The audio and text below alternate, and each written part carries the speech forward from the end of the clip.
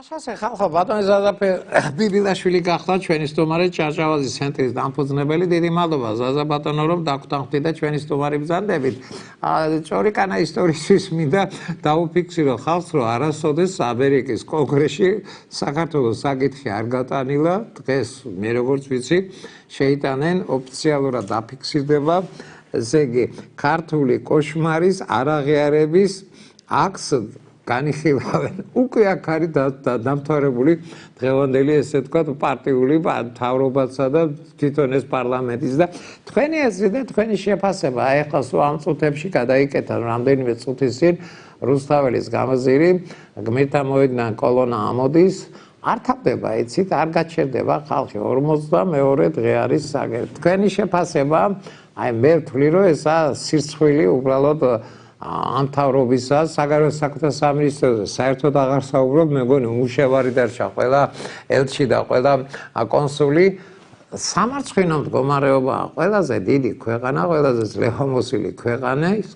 პარლამენტი განიხილავს აი ამას აი კოშმარს ქართული კოშმარის არაღიარების აქტი და მოუწოდებენ ნუ ეს ტექსტი ცნობილი არის ყველა ქვეყანას რომ არავითარი ურთიერთობა არ დაამყაროს პარტიულ მთავრობასთან თქვენი აზრი და თქვენი შეფასება აი რა ფაზაში შევიდა აი ეს კრიზისი რაც აგერ 41 დღე აგრძელდება და დღესაც გადაიკეტა კუჩა აგერ მართალია პოლიცია გაუძალიანდა მაგრამ ხალხი ბევრი მოვიდა და გადაიკეტა ტრადიციულად მოდით რა ვთქვათ ყველაზე მნიშვნელოვანი კუჩა არის და ყველაზე მნიშვნელოვანი ფაქტი ხდება თელი მსოფლიო აკვირდება იმას რა ხდება საქართველოს დედაქალაქში მადლობა რომ ჩემი სტუმარი ბრძანდებით ზაზა ბატონო გისმენდა თქვენი შეფასება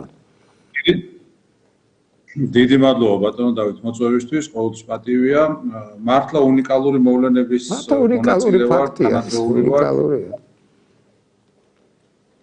კი ბატონო და რაც თავარია ჩვენ მრავალმხრივ შეგვძლებია ყოფილიყავით უნიკალურები ყოფილვარ წარსულში მათ შორის არც თუ ისე დიდი ხნის წინ და ივანიშვილმა მოახერხა მას უყვარს ეს სიტყვა ხო მოახერხება და მოახერხა ის რომ აბსოლუტურად ცარიელ ადგილზე აბსოლუტურად უმიზეზოდ და მიზეზი შეიძლება იყოს მხოლოდ ის რომ პირდაპირ ინსტრუქცია აქვს მოსკოვიდან აი ეს მართლა სამართლებრივ მოცემულობა შექმნა სამართლებრივ მოცემულობა როდესაც საქართველოს რომელიც სულ ცოტა ხნის წინ იყო სანიმუშო ქვეყანა იყო ხო ხა შეიძლება ვიღაცას მოწონდა არ მოსწონდა ეთანხმებოდა არ ეთანხმებოდა მაგრამ ფაქტია ხო ლორდთა პალატაში გვაქებდნენ კონგრესში გვაქებდნენ ყველა ნატოში ყველა რეგიონი საიდაც არ გაიხედავდი ყირგიზეთისთვის თუ მოლდოვისთვის მაგალითი ვიყავით და უცბად აღმოჩნდით სიტუაციაში როცა კეთროვანები ვარ და როდესაც თითქოს მტერი არა მხოლოდ გვიპყრობს არამედ დაგვრცინის აი ყოველდღიურად დაგვრცინის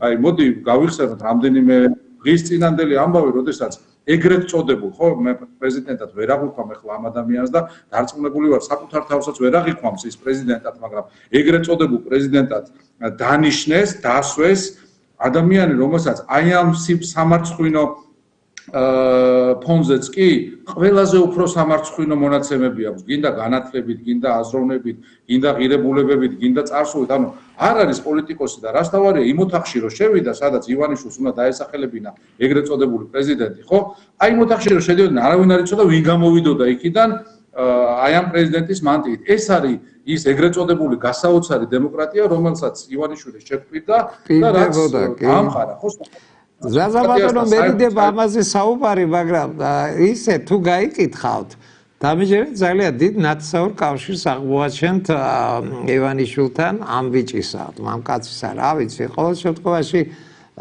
აი უკვე აღარავის აღარ ედობა და ნაცნაების დაწირავება დაიწყო რა არის ეს ნუ ძალიან შემცირებული არის იმ ადამიანების რიცხვი რომელსაც ის შეიძლება დაეყნოს ეს ადამიანები არიან მხოლოდ და მხოლოდ ისინი ვიზაც ან კომპრომატი აქვს ან ვინც ნაყიდი ყავს ან პირდაპირ ფულით ყავს მიბმული ხა თქვენ ახსენეთ აი ეს უწყვეტი პროტესტი რომელიც 28 ნოემბერს დაიწყო ფანტასტიკური ეფექტია ფანტასტიკური მთელი მსოფლიო გაყვირდება კი როგორც სანახაობრივად ასევე ნუ ინსპირაციის წყაროა მთელი მსოფლიოსთვის და ბევრი ჩვენგანისთვის ახლა მით უმეტეს იმასაკის ხალხისთვის მე პირადად 80-იანი წლების ბოლოდან მაშინ ძალიან პატარა ვიყავი, მაგრამ კარგად მახსოვს რა სულის კვეთება იყო რუსთაველის გამზირზე და არც ერთს არ ჩამოუვარდება თუ იმაზე მეტი არ არის გარკვეული თვალსაზრისით.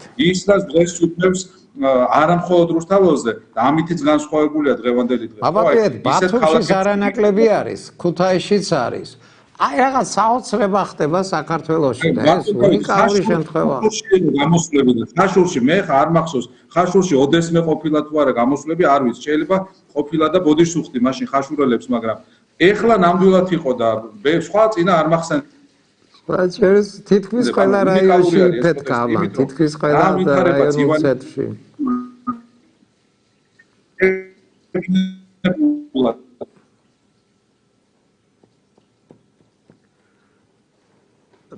არ ვიცი ზაზა რაღაცა კავშირის პრობლემაა თუ ახლა ისმის დიახ. ძივანიშვილმა შექმნა რაღაცა შეიძლება პოლიტიკური დისკუსიის და დებატების საგანი. ეს არის უბრალოდ სიგიჟე, ეს არის შეურაცხყოფა. გეთახმებით. ეს არის დაცინვა ყოველი ჩვენგანი, ეს პირადი შეურაცხყოფა არის. ზაზა ეგება სხვანაირად შევხედოთ პირიქით თავიანთ თავს დასინიან. გაკოტრებულები არიან, მე ესე ვფიქრობ. კიდევ ერთხელ გიფიქსირეთ უზარმაზარი ქვეყნის არ ვიცი ეცი და პარლამენტი რადგან ისხილავს, ეს გაკოტრებულები არიან ესენი. ამერიკის ყველაზე მნიშვნელოვანი ორგანო არის პარლამენტი მათი.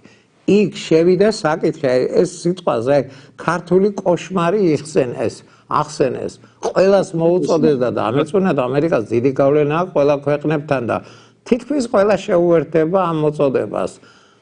საგარეო საქმეთა სამინისტროს დახურვის ფაზაში ვართ მე როგორც ვატყობ, რა ვიცი, გააკოტრეს თავიანთი პოლიტიკაც და არსებობაც კი, ესეთი რაღაც არ მომხდარა.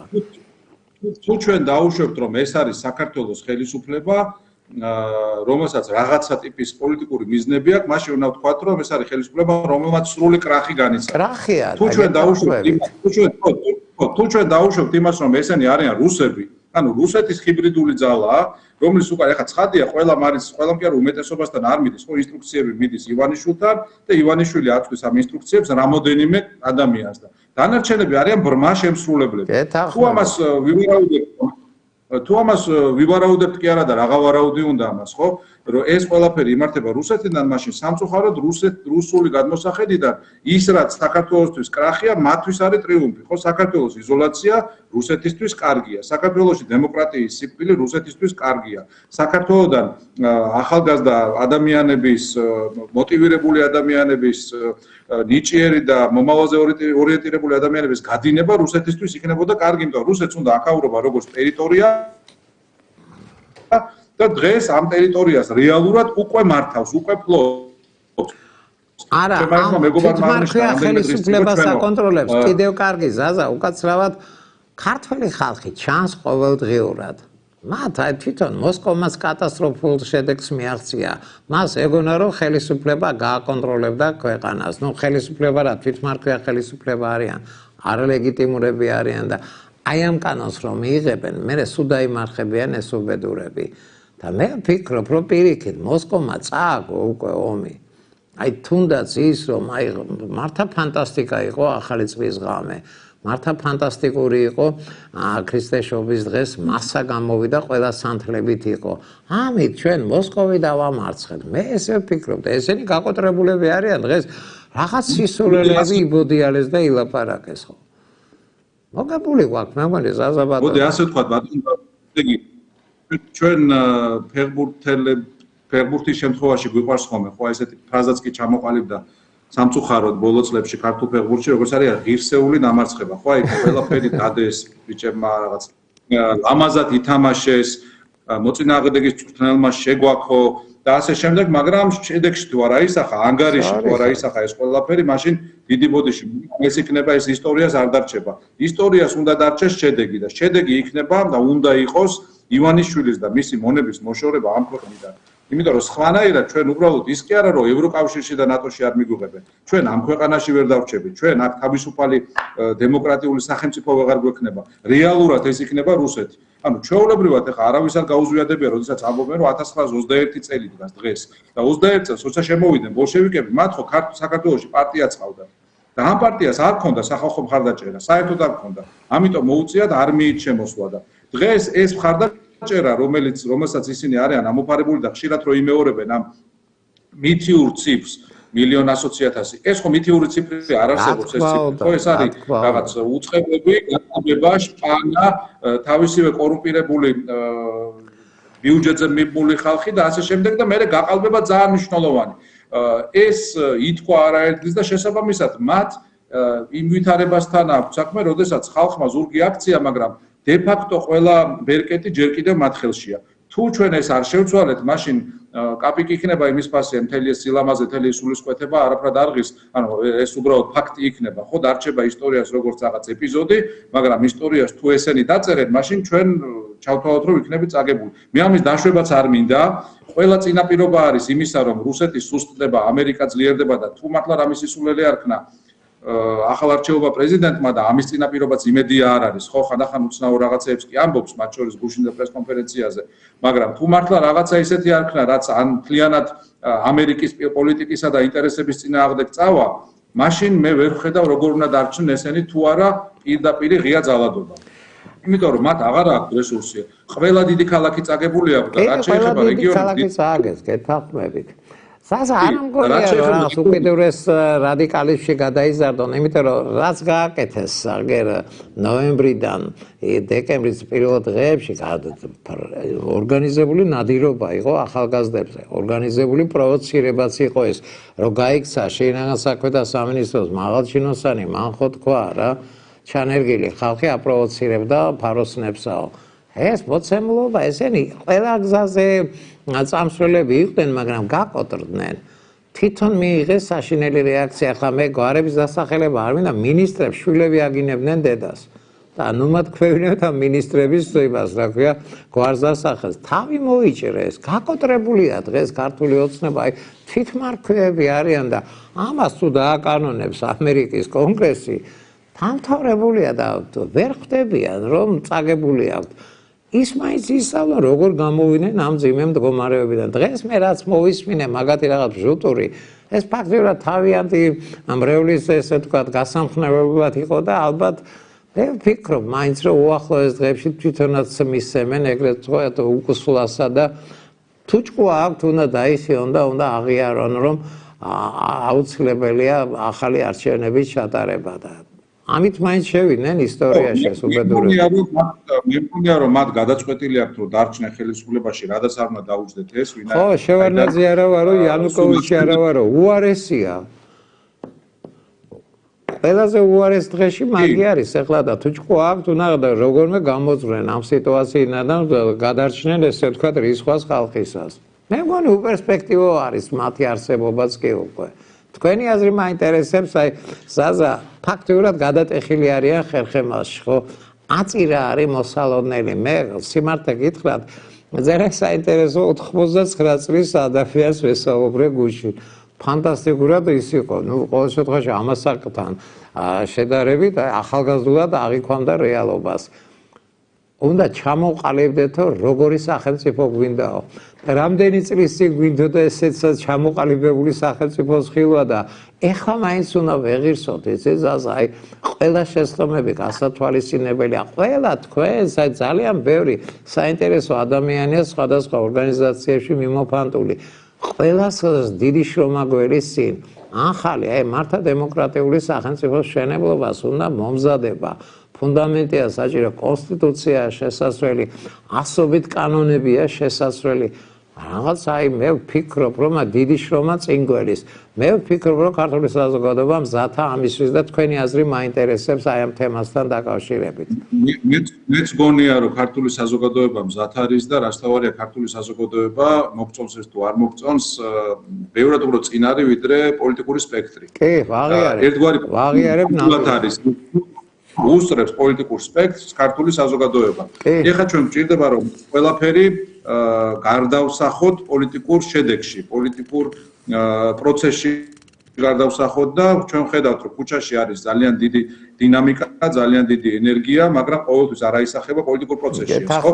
არის ამ ეტაპზე მოთხოვნა როგორც შიგნით, ასევე ქვეყნის გარეთ ახალ არჩევნებზე უნდა გაიმართოს ახალი არჩევნები და ახალი არჩევნების შედეგად უნდა გადავწყვიტოთ ჩვენ რა გვინდა. მაგრამ თუ ახალი არჩევნები დაინიშნა, მან პრობლემა ის არის, რომ ეს უკვე იქნება ეგრეთ წოდებული რევოლუციური არჩევნები, ხო, ახალ არჩევნებში ყველამ კარგად იცის, რომ ოცნებას შანსი აღარ ექნება, იმიტომ რომ აღარავინ არ მისცემს იმის საშუალებას, რომ ისაკეთოს, რაც წინა არჩევნებში გააკეთა. ხო, ის ტოტალური გაყალბება, ის დაშინება, ფარულობის დარღვევა, გაყალბებული სიები, უკანონო მიწერები, სხვადასხვა ახლა იმ პროცესში არიან, რომ ეს უკანონო მიწერები რაც ჰქონდათ, ეხლა უკან წერენ იმ ადამიანებს, რომ დანაშაულის გააკეთონ.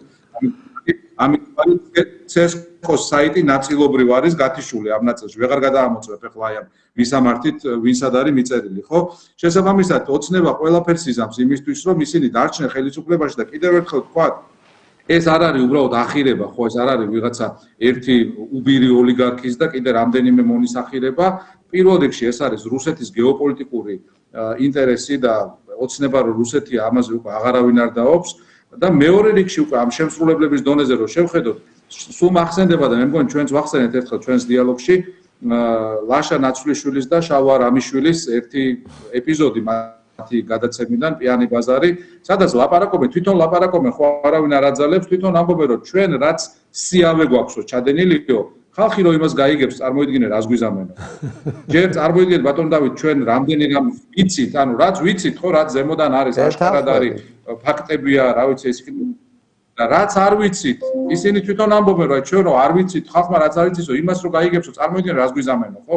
კითხვები უამრავია, მე ეს ყველაფერი კარგი მეხსიერება მაქვს სხვადასხვა, რა ვიცი, კალაძის მიერ გაზპრომთან დადებული ხელშეკრულებით დაწყებული, ბევრი სხვა ეპიზოდი არის. ეს არის ადამიანის სიცოცხლის გეთანხმებით.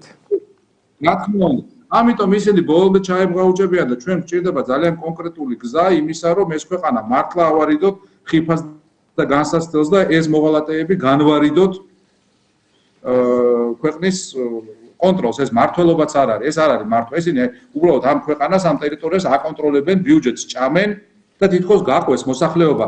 დიდი ნაწილი, ვინც ქალაქებში, რუსთაველს და სხვა ქალაქებში ყოველდღიურად პროტესტს გამოხატავს, ეს არიან ადამიანები, ვინც შრომობენ, გადასახადებს იხდიან, რაღაცას ქმნიან ღირებულს და არის ოცნება თავისი აი ამ რაღაცა ხუნტის გარე წრეებზე ყოფილი ადამიანების ჩათვლით, რომლებიც უბრალოდ ამ სხვის შექმნილს ითვისებს და ჭამს, ხო? ხელფასები იგივე პარლამენტარებმა გაიზარდეს, რამდენი იყო ხა 35 ლარით გაზარდეს ისა 5 თუ 7000 ლარით ხელფასები და ნუ აი თავხედობა უტიფრობა მათ საქციელი და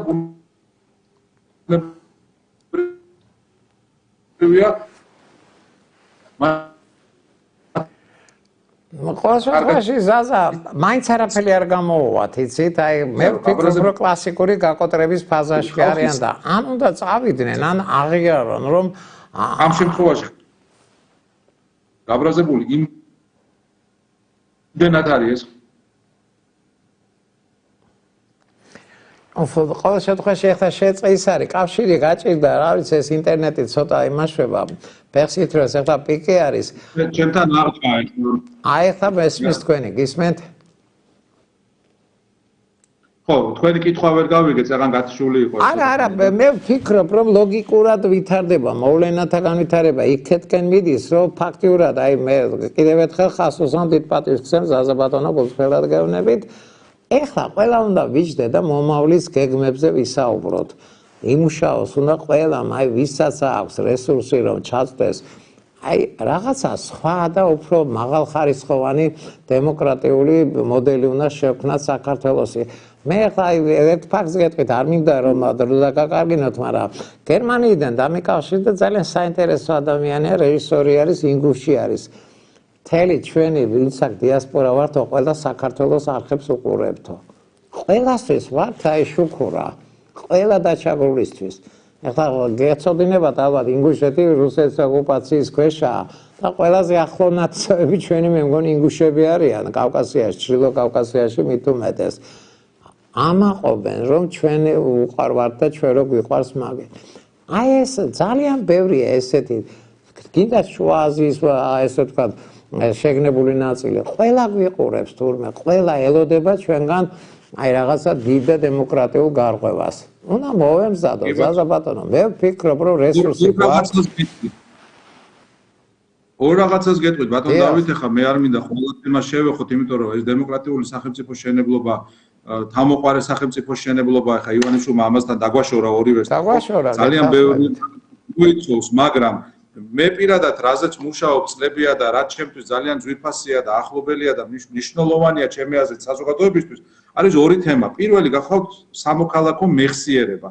ჩვენ მტერი, აი ადრე ხო იყო, ამბობდა რომ იყო მტერი შემოვიდა და ვასაგვით შეხავდაო და დღევანდელი ანალოგი ამისა არის მტერი რომ შემოდის ისტორიულ რევიზიონის წიწებს ხო ვიწყებს ხოლმე ხო აი ჩვენს ისტორიას უბრალოდ გადაშლის აი ხა ოცნების ყველა განცხადება არის ჩვენი ისტორიული მეხსიერების შესაბამისად ჩვენი ქართველობის ჩვენი იდენტობის შეურაცხყოფა ჩვენ უნდა შევძლოთ ის რომ მეხსიერება დავაყენოთ პირველ ადგილზე რომ ვერ შეძლოს მტერმა ასეთი უტიფრობით შავზე თეთრის ხმა და თეთრზე შავის ხმა ეს ერთი და მეორე წეღანაც ვახსენეთ ხო ეს პოლიტიკური პარტიების სისუსტე ამას აქვს ერთი ძალიან მარტივი მიზეზი ხო ეს იმის ბრალი კი არ არის რომ რაღაცა რა ვიცი კონკრეტული ერთი ან ორი ფაქტორია და იმას რომ შეცვლი ყველაფერი შეიძლება ამას აქვს ერთი ძალიან მარტივი მიზეზი ქართული პოლიტიკური პარტიები არ იმართება დემოკრატიულად დემოკრატია რას ნიშნავს რომ თქვენ მაგალითად პარტიას ვარჩევთ მეც სხვათა შორის მეც არ მომწონს თვითონ კანონით შესაძლებელია პარტიების შესახებ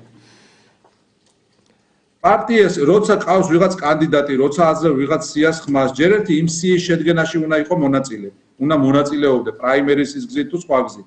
მე როცა პარტია ატარებს კამპანიას, იმ კამპანიის ნაწილი უნდა იყო, გამჭვირვალე უნდა იყოს ეს კამპანია, უნდა იცოდე ფული საიდან მოდის, ფული სად იხარჯება, ვინ იღებს ამაზე გადაწყვეტილებას, ხო, ერთ თუ 100 ლარს აძლევ, მეორეს 5000 რატო აძლევ, ხო და ასე შემდეგ. და მე მესამე და არავის არ უსაუბრია ჩემს ეთერში და რა კარგია, რომ ესე გამოწვევით, აკვირდებით პარტიულ ცხოვრებას. გამჭვირვალე უნდა გახდეთ. და მესამე და ერთსაც დავამატებ, თუ შეიძლება, ესე იგი ჩვენთან აი წარმოიდგინეთ თავარი, აი დემოკრატიული პროცესის პარტიებში რაც არის და რაც ხალხში ნიჰილიზმს იწვევს არის რომ ნულოვანი ანგარიშვალდებულება, აი წეგან ფეხბურთი ვახსენეთ და ფეხბურთის ანალოგიით ისე ვთქვათ, აი წარმოიდგინეთ, გუნდმა წააგო 5 თამაში, 10 თამაში, 2 სეზონი წააგო, გავარდა ქვედა ლიგაში და არც მწვრთნელი იცვლება, არც შემადგენლობა იცვლება, არც ტაქტიკა იცვლება, არც ფორმები, აი არაფერი, ხო? ეს პარტიები აგრძელებენ იგივე ტაქტიკით, იგივე შემადგენლობით, იგივე ყველაფრით და არასდროს არც ერთი ლიდერი არ გამოსულა და უთქვამს, რომ იცით რა, აი ჩემ პირობებში დაუშვათ ჩვენი შედეგი ვერ მივიღეთ რის იმედიც ჰქონდა, რასაც გპირდებოდით, რაც მნიშვნელოვანია, ახლა მე მივალ წავალ სახში და სხვას დავუთმობ გზას. აი ეს არის მესამე კომპონენტი. ეს სამი თუ შევძელით, ჩართულობა, ანგარიშვალდებულება და ტრანსპარენტულობა, გამჭვირვალობა, ხო? შევძლებთ იმას, რომ ქართულ პოლიტიკურ პარტიებსა და აი ამ ხალხს შორის, რომელიც ქუჩაშია, უბრალოდ ქიმია იარსებებს. ის კი არ იქნება, რომ პოლიტიკოსი რომ გამოვა ვიღაცა. აი ძალიან მომეწონა ეს თქვენი ლაკონური შეფასება. მოვა ამის დრო. აი დამერწმუნეთ, ახლა ჩვენ ისტორიული გამოცდილება არა გვაქვს, ახლა ინგლისის პარლამენტს ვერ შევედრებით და ვერც 200-იან ფრანგულ პარლამენტს, მაგრამ ვიწყებთ. ეხლა იწყება, აი განწმენდა იწყება უკვე და ახალი ღირებულებები და ახალი ესე ვთქვათ ნოვატორული ხედვის მქონე ადამიანების დრო მოვიდა. ჩვენ ინტელექტუალური ერი ვარ და აი არ ჩანს ეს აი ამ ინტელექტურის პროდუქტი და მოვიდა ეს დრო უკვე მოვიდა ისეთი გამართული და ისეთ საინტერესო მოსაუბრეები არიან ინტერვიუებს რო უსმენ მიტინგებიდან აღფრთოვანებული ვარ იმ წიაღიდან უნდა წამოვიდნენ იცით ძალა ენერგია ეროვნული ენერგიის ამუშავება გვინდა მეტი არაფრისა და მივახცევთ მიზანს დამერწმუნეთ პირველი პარლამენტი რაც იყო 18-21 წელს მართლა ინტელექტუალების გუნდი იყო შეიძლება აქაც აკრეფა ესეთი გამორჩეული ადამიანებისა ჩვენ მართლა დიდი ისტორიის ქვეყანა ვარ და მივახცევთ ამას მე ოპტიმისტურად ვუყურებ და პატივს აქცევთ გულწრფელად გეუბნები ზაზა ბატონო მე ყოველთვის გისმენთ თქვენ და თქვენი და თქვენაერი ადამიანების სუფთა ბიოგრაფიის ადამიანების კონგლომერატი თუ შეიქმნა სხვას ქვეყანა გვექნება დავაჩქარებთ ყველაფერს და მოხარული ვარ, რომ ჩემი სტუმარი ბრძანდები ზაზა გულწრფელად გეუბნებით. დიდი შრომა მოგვიწევს ყველას, აი მართა უნდა დავიკაპიცოთ ხელებით და მართა უნდა შევუდგეთ ახალი საქართველოს შექმნას. ამ შეძახილით მინდა ეს ჩვენი საუბარი დავასრულოთ, დამერწმუნეთ, სულ უახლოეს დღეებში შეიძლება ისე შეიცვალოს სიტუაცია, რომ პირდაპირ მოგვიწევს ტვირთის აღება და ახალი საქართველოს შექმნა. მადლობა თქვენ ამ საუბრისათვის. დიდი მადლობა რომ გვესტუმრეთ. აი სხვა ჩვენ ძალიან გამიხარდება თუ რომან გოცირიძეს მოусვეთ. ვეტერანი არის ქართული პოლიტიკური ცხოვრებისა და საოცარი ფაქტები მოიტანა დღეს აი დაშოკილი ვიყავი სირცხვილია იცით ღარიბზე ღარიბი ქვეყანა ვარ 700,000 კაცი შიმშილობის ზღვარზე არის 1,200,000 ესე დღეს შემწეობაზეა და 10 და 14,000-იანი ხელფასები გაიფორმეს პარლამენტში. უმსგავსობა 30-ჯერ მეტი არის პენსიასთან შედარებით. ეს უნდა დავამთავროთ. დარწმუნებული ვარ აი სამართლებრივი და მე თუ მკითხავთ აი სოციალური სახელმწიფო ნამდვილად შეიქმნება. ჯერ არა ვარ სოციალური სახელმწიფო და ყოველ შემთხვევაში სამართლებრივთანაც ახლოს არ მიდივარ ცემატყების შემდეგ არც ერთ პოლიციელი არაა დაპატიმრებული. დაიწყება და შესრულდება. მე ვფიქრობ 2-3 წელიწადში სულ სხვა ქვეყანა გვექნება და იმეს ვიტყობ, მაშინაც ჩემი სტუმარი იქნები და უფრო მეძე და მეძე ვისაუბრებ მომავალ საქართველოზე. მადლობა თქვენ რომ გვესტუმრეთ.